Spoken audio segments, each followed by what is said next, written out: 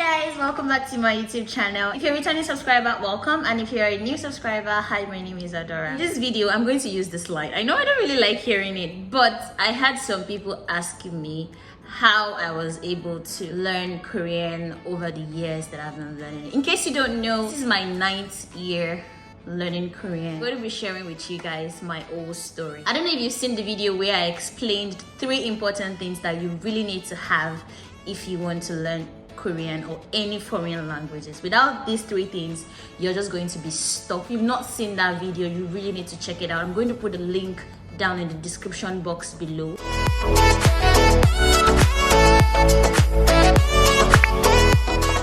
Okay guys, so back to the reason why I'm doing this particular video. It's been 9 years since I started learning Korean. So how has it been for me? It's something that people know. Learning a new thing is not easy. It's never easy. When it comes to a language that you did not grow up speaking, it becomes a different story entirely, which is why whenever I see a polyglot out there, a polyglot, someone that speaks multiple languages, I get really fascinated and I'm like, wow. I know how long it really took me to master some things in the Korean language.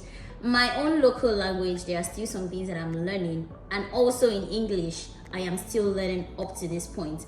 And then when I see people that speak like 4 languages, 5 languages, 6 languages, 7, more than that, I get really fascinated. Like, I want to be like this person. I am actually a very big fanatic for languages. I think it's hereditary. My dad also speaks Greek. Yeah, and I don't know, I think I got it from him. I started learning Korean when I was in high school. I think I was 2 years or 3 years close to finishing high school. What am I saying? Okay, that's the senior high school. Yeah, I started learning when I was in senior high school. The interest started from the first drama that I watched, and I got really interested in the language. Like, I wanted to understand that. At first, funny enough, I never even confused Korean with Chinese, because I grew up, I have brothers and they were used to watching, what these guys now, they like Jackie Chan, they like Jet Li, so I kind of knew how Chinese sounded like, but I was sure that this was not Chinese, but I knew it was an Asian language. So that was when I did my finding, oh, this is a Korean language, I think I want to learn this language. That was how I started. So I started with the alphabet, and one funny thing happened. When I learned the alphabet, I started bragging with my friends that, yeah, I know how to speak Korean. You guys don't know what I like. Because at that period, there were actually some other female friends of mine, especially one, Sharon, that, whenever we get to school, we are like, yeah, I watched this episode of Boys of Afterward today, and this is what happened. So when I finished learning the Korean alphabet, here's what I did. I went to meet Sharon and I was like, yeah, I know how to speak Korean. And what I did was, after learning the alphabet, I thought that that was all I needed to learn. So I was, if I want to write, for example, this particular gist is people that really understand the language, that will understand what I'm about to explain right now. Korean alphabet is called Hangul. You have to learn Hangul first before you actually delve into Korean itself. So when I finished learning Hangul, I knew all the alphabet, kana, tara, ma, basa, ajata, kata, paha. I knew everything, and I thought that what you would do if you want to write a word from English to Korean is you just have to write the characters for that word. For example, if you want to write time, if I want to write time in Korean, I just have to write T in Korean, I in Korean, M in Korean, E in Korean. It was crazy. That was what I thought. Like, I don't know, thinking about it now, I'm like, do you even use your brain? Like, what? Until I actually figured out that you actually need to know what the Korean word for time is, which is shigan, and now write shigan with the Hangul. I don't know, that really sounded, I didn't even think about that when I was learning at the early stage. So for months I deceived myself thinking I was very good with Korean, until I now started seeing that, oh wait, I don't understand. It really doesn't make sense for me to take this English word and just transcribe it directly to Korean. And that was when I knew that, oh my god, I've been making mistakes. So I had to go back to the site I initially started using to learn. And that was when I realized that after Hangul, there was another lesson, and it just kept on going. And I was like, yeah, girl, you're into it now. Like, you have no choice. You can't back out at this point.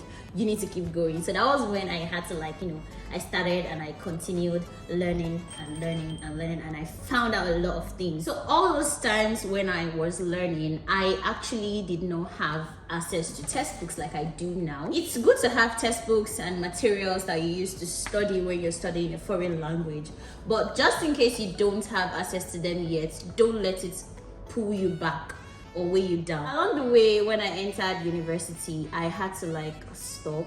Or it wasn't immediately that I stopped. When I entered the university, I kind of like was very serious about it. And most of the people that I met in university were really, really astonished. That was one thing that really made me, proud. Like, yes, I'm doing something different and people are not really used to seeing this thing. So it kept me going. Actually, that was a motivating factor for me, because when I was in high school, before I finished school, some of my friends, some of my classmates then, they used to think that this girl does not have sense. I mean, what are you doing with Korean? Why are you learning Korean? What is the point? And comments like that. Not like they actually like said it to my face directly, but sometimes they did, sometimes they did indirectly, and it really demotivated me, because I had to like sit down and think like, okay, why are you doing this? What's the meaning of this? What do you want to use it for? It affected me actually, and I had to like stop. So the time I picked it up again was the break. There's this short break between you finishing school and getting into the university. So that was when I was able to like pick it up again, and then I did it during the break till I entered the university. So although there were still some people in the university that kept on like telling me or giving me this kind of reaction that what are you doing, but I had more people interested in how are you able to do this thing, what really drove you to pick up this particular language to learn. They were more interested in how I got into it than what are you doing kind of reaction. So that actually helped me in a way. And another thing that made me, affected me a little was the fact that there were classes, I had school, I had registration, I had courses, and it was really hard for me to like combine both. Although I'll term it as an excuse, because I still had time to watch Korean dramas, so I could actually be learning at that point. Anyways, I dropped, learning multiple times. A lot of times, which is why it took me a lot of time to finally get a grasp of the language, and I could communicate very well in Korean. And that was when I started using apps where you can meet Korean people, to talk with Korean people, or meet people that are learning Korean to practice together, chat together, communicate together, converse together. And gradually like that, I kept on getting better. Another thing that helped me, although it took a little of my time, was watching Korean dramas. I watched a lot of Korean dramas, especially when I was in my, early university days. I used to watch a lot of Korean dramas. So that's for Korean. And I recently started learning, not recently, I think around that 2020 coronavirus period, like the COVID-19 and all that.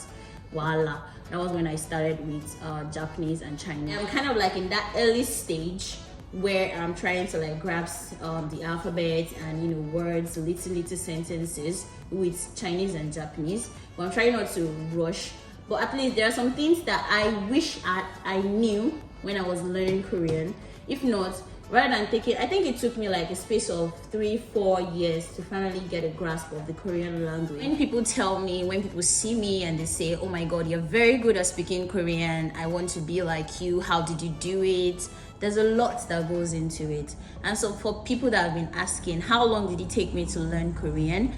I would say it took me like 3-4 years because of some reasons. But if you're very serious about me, trust me, within 2 years, you should. I have a very good friend that is so good with speaking Korean, and she learned it in like a year, 2 years. And she's better than I am. Sometimes if I need to do anything, I just have to like, if I probably want to write a speech, if I want to do anything, I will send it to her. And I'm like, sorry, please just help me check this thing out. I don't know if this is perfectly okay. And she's like, it's good, or just make a little adjustment to this part. And it just depends on you. It depends on your, learning capability, how fast you can grab something, how well you are able to like, understand what you're learning, and the time that you have to spend. It doesn't really take that much. 2 years, you should be very good with it.